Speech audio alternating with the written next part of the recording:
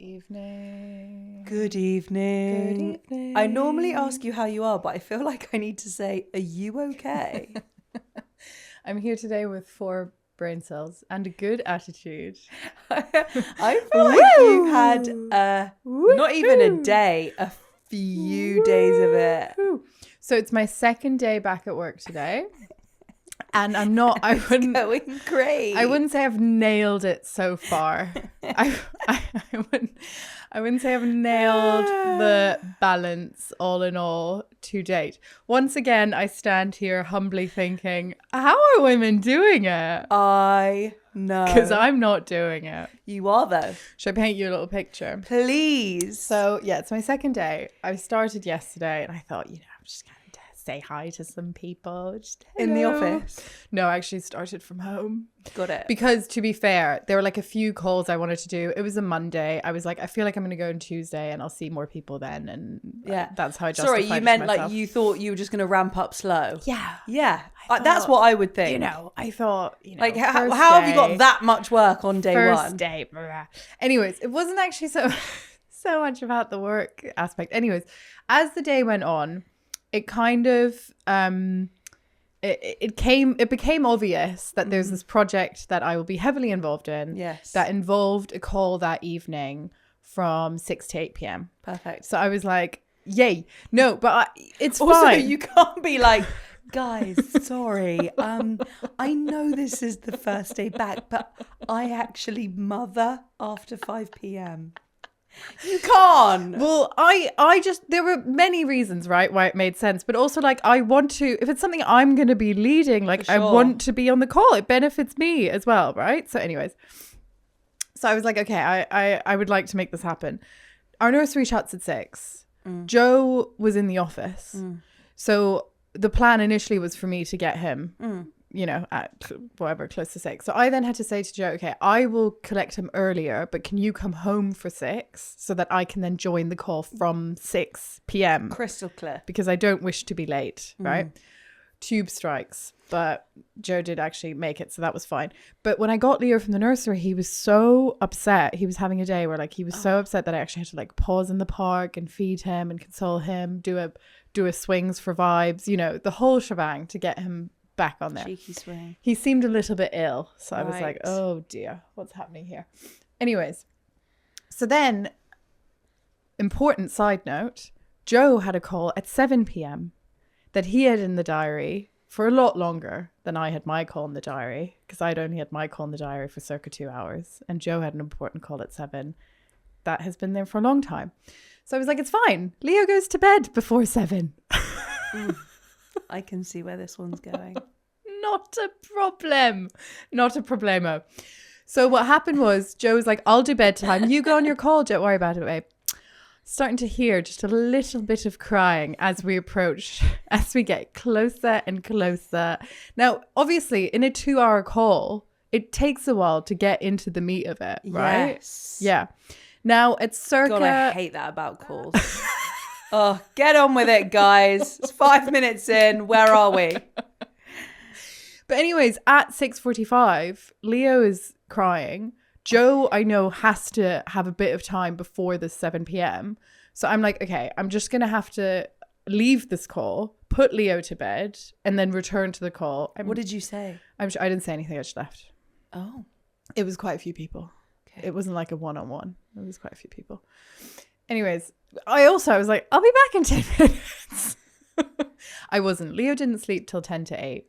Oh. So at that point, it didn't make sense to rejoin the call. Luckily, there was another call on it at 10 p.m. Which you joined. So I joined that one. Because I'm a millennial. I'm a millennial woman. I'm not going to set boundaries. I'm going to be on the call. It's so hard, isn't it? I'm going to be because on the call. Because this is the thing. It's like, and for context, a lot of the people in our business work in the US. Yeah. Yes. Which is why there's late calls. Yes. And it's a difficult one, isn't it? Because like, obviously you're juggling that balance in your first day back. Yeah. Of like, I'm back. I'm valuable. Yeah. I'm here. Here I am. Use me. Yeah. but also you don't want to be like setting a precedent that you don't want to have to maintain. I can't tell you the last time I was up till 11 p.m. There I was at 11 finishing up my call, no problem, wrapping up the working day. Like I'm gonna head to bed now, I think. 11:15 I shut my eyes. 1:50 Leo wakes up, begins to cry because he's ill. Doesn't go back to sleep till circa 4:30 in the morning. Yeah.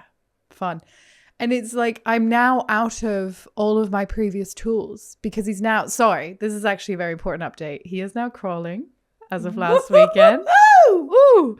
Lovely for life. More difficult to co-sleep because when we take him into the big bed, he just kind of starts climbing over us. He gets into my face and goes, da, and bah. Which is really sweet. But at 3 a.m., it's like, wow, we need to sleep though. And obviously he's ill. So like, I'm not going to leave him. But like nothing was working. I tried feeding him. Ugh, when they're ill, it's just... Got in the cot. Got in the cot. God, how I wish that I could be thin enough that I could even consider getting in the cot. One day Ben just hears literally. I like that would put my child under like serious risk of just like humming through the floor below. Yeah. That must have been quite fun. Was it nice? Yeah, I quite like getting in the cot. Joe keeps saying to me, can you stop getting in the cot? Why? Because he's like, sorry, we've worked so hard on him having really good sleep, and now you're just getting in his bed. I'm like, fair enough. Anyways, we obviously woke up this morning, all of us, just all in the bed. Drained, all in the bed, all feeling a little bit like we're starting to have Leo's allergy also. But he was in quite good spirits. So we're like, let's ship this boy into nursery. Yeah. I headed to the office. Joe worked from home. Got a call at 3 p.m. Your child has a fever. You need to get him. Yeah. So who did they call? Really interesting because somehow they ended up with having my number for both of us because I got 2 voicemails, one to me and one to Joe, but it was to me. Got it. And they called me first. And then when they called Joe, the voicemail actually said, we tried calling Mum. So they did call both of us in quick succession, except they actually didn't because they accidentally had my numbers. Anyways, but Joe then went to get him, but Joe then also had a meeting. So I had to get home to like tag team working and looking after our sick baby. And that was day 2. So it's not going that well. I feel like you've had... I'd give myself a 4 out of 10 for execution thus far. No, but you, as in, what do you mean? I know, what can I do? You can only play the hand that you're dealt. I know. I feel like you've been dealt all of the cards that you don't want. I know. In the first few days. And obviously because like I'm trying to your point, be like, no, but I am back and I'm still me. I'm trying to like work around that. And so now it's not easing in at all. No. I feel like the only bit of assurance or comfort is that you're in the pits and it will get better. Yes, I agree. I think so. For sure it will. Anyways. So does that mean he's not going to nursery tomorrow? No, he actually is because he is. Because he is. No, to be fair, even when Joe collected him, apparently they said to him like, we think he'll be fine tomorrow because it was already like by the time I got home, he was like playing, he was being quite normal. Cal pulled him and he seemed fine. I also just think like it's impossible to know, but I do think that I looked this up because one of the questions that I was asking myself, because, oh my God, Joey was such a menace today. Oh. And I'm just interested, like, how coincidental is it that her behavior is turning with nursery versus just becoming terrible twos? Yeah. And I looked into it today and there is, I quote, decent evidence that during nursery adjustment period, because I actually thought it was just being amongst other 2-year-olds and seeing like bad behavior and then mimicking these other kids, not my baby. But actually, from doing the reading, I just think it's just prolonged adjustment period stuff. Yeah. Well, the reason why I wanted to mention it to you is because what it said was, quote, decent evidence that during nursery adjustment period, you'll see three things. 1, increased clinginess at home. Yeah. 2, increased emotional outbursts. And 3, changes in sleep behavior. We have 100% seen all 3 of those fairly significantly. Yeah. Which is why you might need to brace yourself slightly. Like, I really just think, get those expectations on the floor. Perfect. That the next 2 to 3 weeks is going to be hell. Yeah. But then it's going to be fine. But that's not even, like, this is all about the logistical thing. It's not even to mention the fact that, like, I'm at work, like, missing my baby. Yeah. Which is, like, another layer, right? And then when I get him, I feel guilty about not, like, it's already impossible. What I do think also which is the obvious thing to do, because there's no point, like, paying so much money to put your kid in nursery so much earlier, but you did do quite a thin margin in terms of you put him into nursery quite soon before you went back. Oh, I think I did quite a thick margin. Did you? Yeah, he was in there. Well, they had a 2-week Easter break. Yeah. But he was in there for 4 weeks prior, before the Easter break, and then a week after. Fine. Like, most of my NCT friends have, like, 1 or 2 settling weeks. Oh, really? Yeah. Okay. So I thought I was being quite thick with my margin. Actually, I do. That is it's thicker than I thought. It's a thick margin. Because I did it because of that Easter break. Because I was like, if he's only in a week before and then he's not in it for 2 weeks, and then he's like, that's not getting used to it at all. Yeah. So I was like, I need him. But turns out it didn't make a difference, because it was after Easter that he was not. So we're just going home, and just, it's one of those where you just absolutely cross your fingers that the boy sleeps. That's all I can do. It's the worst, isn't it? When you go to bed pray. Just with terror. I know. Also, it's so crazy how quickly you get to your new level of expectation. Like, when they're sleeping well, let's say they tend to sleep till 6:30, right? And then one morning they sleep till 6. It's like, yeah. Where it's like, wow, will I take a 6 a.m. wake up tomorrow morning? Yeah. But, like, it adjusts so rapidly. Yeah. Or, like, if you said to a newborn parent, like, woke up at 5:45, they'd be like, Yeah. Do you and Joe ever play the what would you take game? No, but great game. You should play that. It's really fun. Because game. I think it can make you grateful. Like, sometimes Ben says he would take, like, when she was in this adjustment nursery period and her sleep went to shit, he would go to bed saying he would take 1 wake up at 4 a.m. Yeah. And then when the 4 a.m. wake up happens, and, you know, you said you would take that. Yeah. So it can help you with the struggle I had last night is I didn't know how to manage the wake up.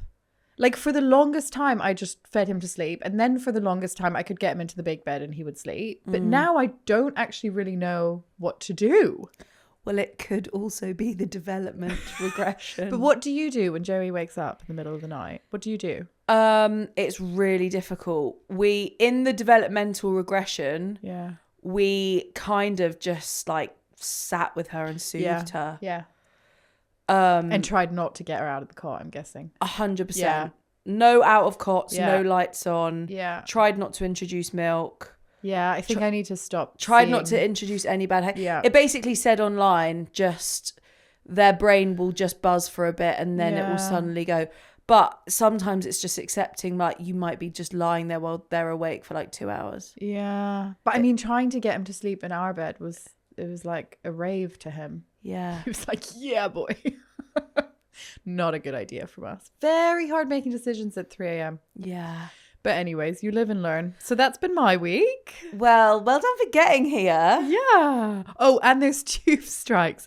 Just in case anyone didn't know, the tube strikes are real. So I did Lime bike home for 35 minutes. Perfect. I always go through life thinking those things aren't really real. Do you know what I mean? What, tube strikes? Just like things where people are like, you know that thing's not running. I'm always just like, but it will. Yeah. But sometimes they don't. No. Anyways, how are you? How's Bump? I'm in the pit. I'm fucked. Oh, sorry. Why? No. As in not as bad as you. Like, that great. sounds bad. But just like, you know, you get to that point in pregnancy where you're like, yeah, no, time out now. I'm out. My body is there. Yeah. And it's exactly what you said, which is, if I didn't know that all mothers before me did this, I'd be like, sorry, can I put in a complaint to like the government or something? Like, do you watch Who's in charge these days? Do you watch I'm a Celeb? I have I'm done. a Celeb? I'm not currently. Oh my God, you have to watch it. Why? So I'm a Celeb, there's a South Africa version. And it's so good. Gemma Collins is in. Is she? It's like an all-stars GC thing. I'll watch GC. The GC was in it. And she was saying to someone, she was like, I love her. We're celebs though. Like, this ain't right. And literally, like, the premise of the show. I know. If I didn't know that, and also like, sorry, I also have it so good. Like, I have one child to look after. We're celebs though. We're celebs though. This ain't right. I really enjoy you doing Thank you. Honestly, she is class on it. She is such TV gold. You have to watch it. But like, I have one child. Yeah. And I'm pregnant. So, yeah. And I have a present father. Like, sorry, how are people actually like doing the last stage of pregnancy with multiple kids? Yeah. Well, I'm thinking that at the moment with like my sister works full time with 3 children in different ages. I'm like, how are you doing any of that? I can't do it for 2 days. And I haven't even said well done this whole time. Do you know what I mean? Like, do you not feel like, why was I not a better sister throughout these years? No, I know. Like, how have I not shaken every single mother's hands? Like, well done. Well done. Well done. Well it done feels to like you. every single bit of like validation or recognition I've had my whole life from anything I've done was like a gazillionth easier. Yeah. It's such a good point. Yeah, but that's the whole thing of having it all, isn't it? What do you mean? Well, this is this is the dream we were sold. This is what we're living. Motherhood and a career. I'm not even talking about the career though. Forget the career. Oh, just the motherhood. I'm just talking about just doing the last bit of pregnancy and looking after a kid. And also just like trying to pay your council tax on time. And like pay your parking tickets. Katie, who pays the council tax in your house? Well, Ben does, but I still get the letters to say you haven't paid your council tax. You should pay that. I know, we have done. Yeah, good. And, you know, the parking fines. Yeah. And, you know, you've got to update your fucking bank to let them know your married name, which, you know, when you just get into those loops with things where they like need proof of ID, but that's on a different address and you can't update your address until you've given them the proof. And I'm like, but I can't do that. That's literally what I'm trying to do. Mine was the electoral roll for a while. For ages, they were like, only Joe lives here, right? I was like, no, I live here. They're like, well, you have to prove it to us. I'm like, how about the letters I keep responding to? So it's just like, how, literally, if I didn't know better, I'd just be like, sorry, on behalf of all women, like, this ain't right, Zahra. This ain't right.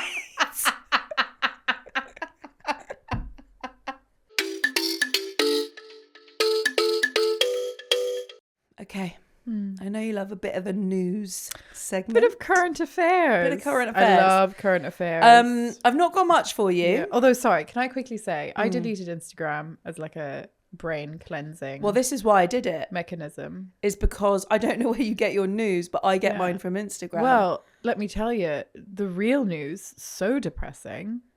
Can't spend any time on there. Get back on the Insta. Might have to. Just downgrade that mental health slightly. Yeah, also, you know, when you don't have it, sometimes like I'm waiting for a train or something, I look at my phone, I'm like, what do I do now with this? Know. Do you what do I on LinkedIn? You know, when I'm really... Ooh, Brad's got a new job. I know, I'm really in the pits where I'm like scrolling on LinkedIn And like checking my notifications. I'm like, oh my God, get a life. Have you seen those threads about like people being like, what proposing to my girlfriend taught me about B2B sales? Oh. Like that was like horrific. But I was like, what a water birth taught me about pushing through, just like Yeah. LinkedIn is actually like, it's not a great place. No, it's not a good place. It's just people boasting about achievements that they've had in their work. Yeah, like writing really like meaningful essays that but are no one else ridiculous. really cares. No one but cares. people give them likes because they want likes back when they move to a new job. I don't know it that well. You're more. Oh yeah, I'm in the know, guys. I check it constantly. Yeah, but are you now like opening your phone and with meaning and intention and then being like, huh? Yeah, literally. And then sometimes I'm like on Pinterest. Yeah. Like, what am I doing here? You need a hobby. Why didn't you get Why don't you get into online chess? I don't need a hobby. No, but something that you can do on your phone. Yeah, I think I'd like commutes. I'd like to read again. Oh, good idea. Yeah. Any day now, guys. Or if you can't be bothered, listen to Audible. Yeah, Audible. Listen to Audible. Anyway, I've got a bit of highbrow news and a bit of lowbrow news. What one do you want? Lowbrow. Okay, you may know this because it's quite big news. Okay. But you don't have Instagram, so maybe you don't. Yeah, great. Spencer and Vogue are expecting their fourth child. Stop. Brilliant. I thought I might get you on that. Yeah. We must get her on the pod. Also, it's so, as in everyone else listening to this pod will be like, oh my God, how come you don't know that? Like, the news was out ages ago. Oh my God. But I really had an inkling that you wouldn't know. I didn't know. Yeah, they're expecting their fourth child. I would immediately text you had I found out. And obviously, we've talked about it on the pod before. Their relationship generally, but particularly him, has had some stick because, he's just... Is there a marathon he hasn't joined? Literally. Yeah. The other day, he did like the Tokyo Marathon. I'm like, can you not do one locally? Or just, why do you even need, just run 26 miles in the park? Like, why are you flying to Tokyo? I know. Bizarre. Anyways, yeah. Okay, great. But delighted for her. So she can't be that mad at him because they're having a fourth. Yeah, although once you've had 3, shoo him in. Do you think? I don't know. No, I reckon it probably I reckon 4 kids is like having 8 kids, whereas having 3 is like having 6. I don't know. Do you know what I mean? It's like you're about to have 5, What the fuck are you saying? Well, you know how like 1 child is 1 child. Yes. But 2 children is like 5 children. Right. They say 1's a pet, 2's a zoo. Oh. Sorry, you don't need to hear that. I thought they say that like 3 is the same as 5. Yeah, difficult. Once you're not man on man, you're toast. I don't know when that number happens. I reckon my guess is 4 and above, it's the same. Interesting. That's my guess. If you've got 4 and above kids, firstly, congrats. Yeah. Secondly, how are you doing this live? You know what? I actually saw, you might like this. Okay. As you're about to have 2. Please. I actually saw this video of when I still had Instagram, when I still saw news. This woman being like, I was asked the other day, what's the difference between having 1, 2, 3, 4, 5 children? Because I have 5 children. Mm-hmm. And women were saying to me, God, I don't know how you do it. I have 1 child and I feel like all my time is taken, all my energy is taken, blah, blah, blah. And she was like, what I would say to you is all mothers always give 100%. So it doesn't matter whether you have 1 baby or 5 babies, your time will be spent differently. And logistically, it obviously gets harder. And yes, there's more nuance, but you will still be giving 100%. Oh, what a nice woman. What a nice woman. I reckon it's bullshit. But I really enjoy I reckon you're about to tell me, yeah, you are currently not giving 100%. No, but it reminds me of like that. It's nice. Really nice. Yeah, I like that. That like marriage advice I heard once that like, you don't always need to show up with 50%. Yeah. In the marriage. Sometimes it's 80-20. Yeah. And sometimes you just need to be like, because I actually do that now, like especially being pregnant. Every day she comes home, Ben, I'm at a 10, babe. I'm a 5. Be a 95. No, but when it gets to bath time and sometimes you've got it. Yeah. And sometimes you just don't have it. And even if it's, like sometimes you feel like you should do it on some days, maybe you've been to work or whatever. But I I'm really trying to listen to my body with this pregnancy, and like, if I ain't got it, I ain't got it. And my body's saying, this ain't right. This ain't right, Sharon. Yeah, no, but it is true. Like sometimes you're just there. Yeah. And sometimes it hits you. Yeah, a lot of the time it hits you. Anyway, also so you are 9 months pregnant. Yes. Like, give yourself a break. Thank you. Yeah. Thank you. So that's my no-brow news flash. Really great news. I'm really excited to hear what they're going to call them. Yeah. I'm really excited to hear whether it's a boy or a girl. So I don't think there's been a gender reveal yet. I reckon she would like a girl. Yeah. So that she's already got Gigi. So that she has 2 of each. That would be my guess. That would be lovely. And what else do I wonder? That's probably it. She hates being pregnant. Does she? Well, we know that from the pod with Joanne. She always talks about how she hates being pregnant. Yeah.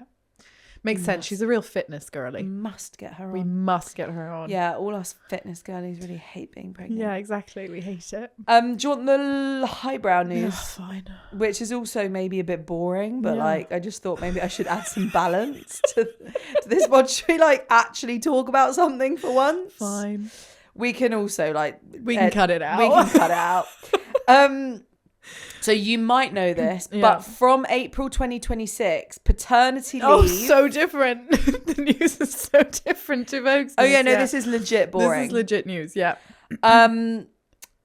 Paternity leave and unpaid parental leave are now day one rights. I don't know. So basically, previously you had to work for 26 weeks in order to have the right to have one day off as a parent.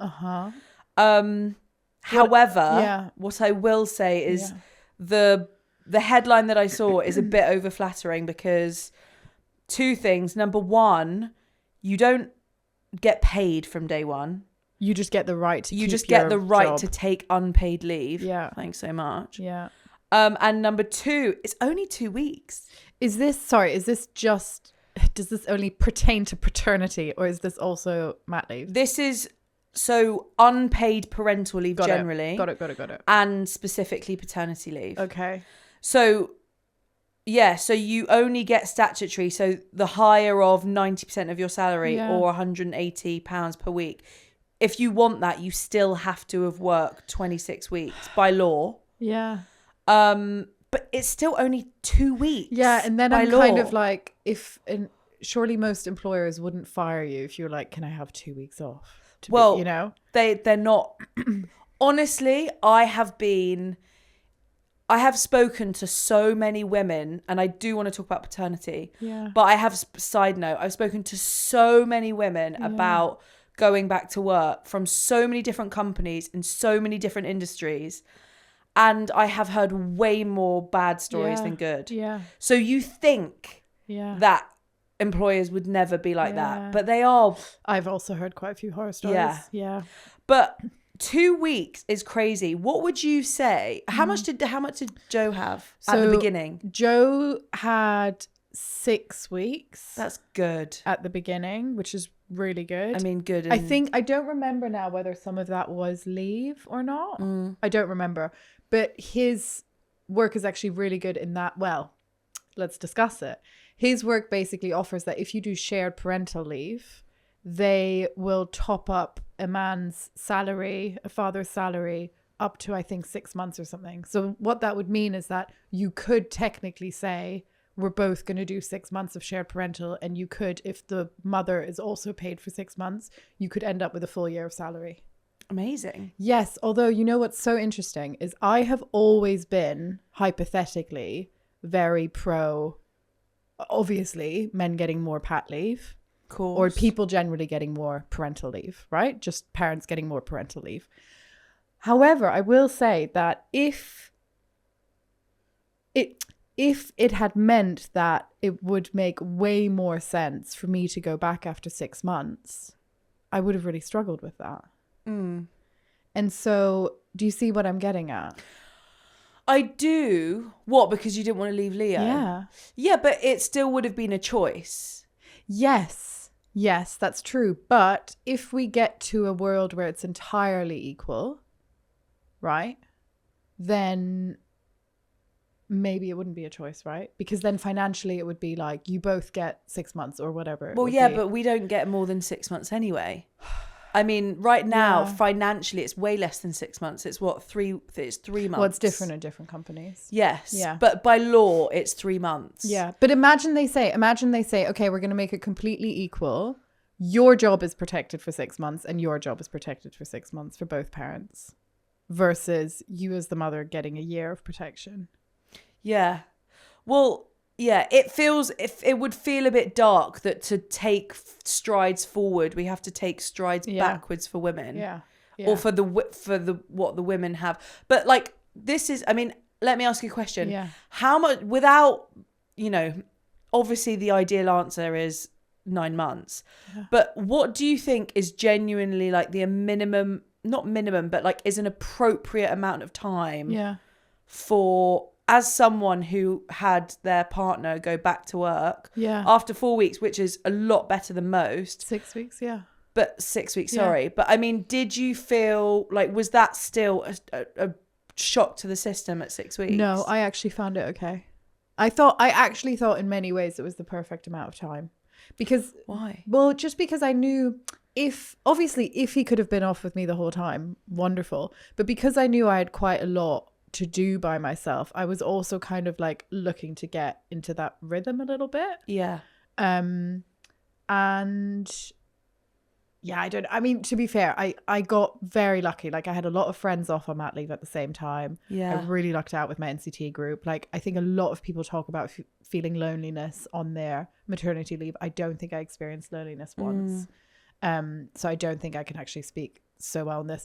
But in terms of, I think 6 weeks at least, like physically, I felt like I was able to like take him out by myself and like, you know, do the things that needed doing. Whereas before that, it was still a bit like, oh, I feel a bit, you know, like you're still doing a lot of healing, I think. Because 6 weeks is, because I looked it up, because 2 weeks obviously sounds like so little. Yeah. And then I was like, but how like prevalent is that really? Yeah. Very prevalent. Yeah. So the answer to that is about a third of fathers, so 29%, had access to enhanced paternity. However, most of those, it's not much better. It's like 2 weeks at full pay rather than at 90% pay. Only 10% of fathers are getting longer than 2 weeks paid. Yeah. I mean, 2 weeks would have been an absolute shock to the system. I don't know how most people do that. But also, like, I'm not saying that it's not terrible for men in that scenario, because I'm sure that it is. But I obviously can't speak from a male perspective. But to speak from a female perspective, I just feel like actually, and I don't mean to sound controversial, but like, I think you punish the females in that scenario more than you do the men. And maybe that's ignorant of me, because maybe men are feeling horrific when they're ripped away from their their new family at that stage. But I just feel like, for multiple reasons. Number one, obviously as the mother, then you have no choice but to pick up the slack. Yeah. So if someone's going back after 2 weeks, and let's say you've had, I mean, I'm not saying, that any situation is easy, but let's say you've had a C-section. Well, yeah, I always think about this. Yeah. And literally the doctors tell you it's 6 weeks recovery. Yeah. So sorry, what are you meant to do then? But I mean, all of that is crazy, right? Because like they're like, don't, like, for example, like when you're first postpartum, they're like, don't lift anything heavy, right? Like I have stairs in front of my building. Like every day I was lifting the pram up and down. And like, yeah, okay, Joe was around, but like sometimes I didn't always get him to carry everything for me. Or just like if you have a toddler, like they're gonna, they're gonna say, don't lift anything heavy. Like, of course you're gonna lift Joey like way before you're technically medically meant to, right? Like, how are you meant to take care of children without lifting anything? It's just one of those things that just doesn't pass the sniff test in terms of like common sense. Like if anyone looked at the stats in terms of what proportion of women are having C-sections. Yeah. And then it's getting really high, isn't it? Yeah, it's really high. It's over 50%. And what proportion of men are going back after 2 weeks? Yeah. And what is literally the NHS recommendation around what the mother should be? It just doesn't chime. And what I always wonder with this kind of stuff is like, obviously there's people who never want kids, don't, whatever. But it impacts so many people. It impacts basically all the decision makers, and it impacts everyone regardless of where you live or you know what your opinions are otherwise. So it always baffles Everyone's me. got a mother. Yeah, so it always baffles me that like all the stuff around childcare and leave and just like the balance between working and birthing and all the rest of it feels insane. And also it affects all women irrespective of whether you have children or not, because it disrupts like gender equality. Yeah. In terms of like, yes, okay, fine, maybe it's getting better in the workplace, but like you are always going to be the risky hire as a female if you're potentially playing off losing someone for 9 months versus 2 weeks. Yeah. Like until it is equal. Yeah. Or until it is fairer, you know, irrespective of, you know, you hope that people do the right thing, it's always going to happen. Yeah, but this is why I had to really think about it the other day, because I was like, obviously I just wanted to be equal. But then I thought, if that was at the detriment of let's say the year of protection that women have now, then that, you know, like I wouldn't want to give that up. But I also think it's impossible to say, right, because you can't see the other lane of what it would have been like with you and Joe present for both 6 months. Yeah. But I also feel like you are handicapping the male or the father or whoever goes back to work. Yeah. You're handicapping that person from being an equal parent. Yeah. Like you just can't be like, you are always, the default parent is going to be the one that's looking after them 80% of the time. Yeah. So with the best will in the world, when you come back and you know, even if you are giving 100% and blah, blah, you just don't know the routine the same. You don't know how they like. Even when you do, I certainly don't think you do. Like last night. No, but you don't. But I like ended the call. I was like, this requires me. Absolutely didn't. Joe had it under control. Would have done a quicker job. Yeah, but I do think like you can't. I mean, who knows? But I do think like actually what women need from a support perspective, not to just be one of those people that's just like, society's not built for it, but genuinely it ain't right. It ain't right, Zahra. Another thing that just ain't right. So anyway, if anyone survived that highbrow discussion, then it's over. Okay.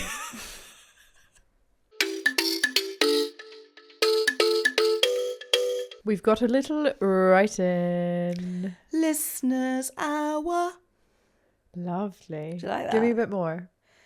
What do you mean? It's a jingle, like they're short. Yeah, but like sing a bit of Les Mis or something. I've told you. I can't remember if I said this on the pod. I don't think I did. My singing voice is not as good when I'm pregnant. It must be something about the baby pushing on the diaphragm. On the Zwerchfell. But maybe there will be a day where I sing on this pod, but it certainly won't be when I'm pregnant. Okay. I need to show off those vocal cords. You do. But okay, when you're back, when you gave birth, will you give us a little song? I'll promise it now. I'm probably under deliver, but yeah, sure. Okay. I love when you sing. Okay, here's our writing. Are you ready? Ready. I'm currently 12 weeks pregnant, congratulations, with my second, and only just starting to emerge from the depths of sickness. Oh, thank the Lord. But the last 6 weeks, honestly, they've been a proper challenge. I thought first time round was hard, but morning sickness with a toddler in tow, wow. Tell me about it. Have you had morning sickness? Yeah, in the first trimester. Yeah, of course. Oh my God. I'm so sorry. I completely blanked that out. Because last time you didn't, did you? Yeah, I did. With Joey? Yes. Did you? Yes. I thought it was a new thing this time. No, I distinctly remember myself with Joey, like hugging the toilet seat on Christmas morning, throwing my guts up. Wow, I really block out your misery. I'm really sorry. Anyway, it's because you're so chill about it all. You're so brave. Okay, so morning sickness with a toddler in tow. There's a lot, as you can attest to. I've had to strategically place sick bags around the house because there's often no chance of making it to the toilet in time. It's become such a daily occurrence that my daughter now coughs whenever a sick bag makes an appearance. That's really cute. My favourite moment so far happened the other morning. Pre-breakfast, lying on the playmat thinking, hang on, I haven't been sick today. This could be a good day. famous last words. I could see she was doing a poo. Isn't that the best? They're like, Oh my God, I love it. It's so funny. I could see she was doing a poo, so it took me a while to mentally prepare myself to take her upstairs for a nappy change. Carrying her up felt like a full workout. By the time we got to the changing table, out of breath, then it hit me. The sickness. I managed to grab the tactically placed sick bags from her bookshelf just in time. She's lying there coughing along with me while my head is in the bag. We head back downstairs, but now the sickness has officially kicked in for the day. I'm in the kitchen giving her porridge with one hand while clutching the kitchen sick bag with the other. Then, of course, I notice she's doing another poo. So back upstairs we go, completely out of breath again. This time I actually managed to open the nappy. Progress. But then the situation inside hits me. Instantly reach for the sick bag, only to realize I've already used it. And there's no backup in the room. So there I am, baby on the changing table, nappy open, poo everywhere, and a sudden wave of panic because I feel like I might faint. I can't lie down as I can't leave her on the table, but I can't put her on the floor as poo is everywhere. The panic of what to do first. Some serious haphazard wiping for as long as I could take it. Managed to get her on the floor and leg it to the toilet. Is there poo on the carpet? Could be.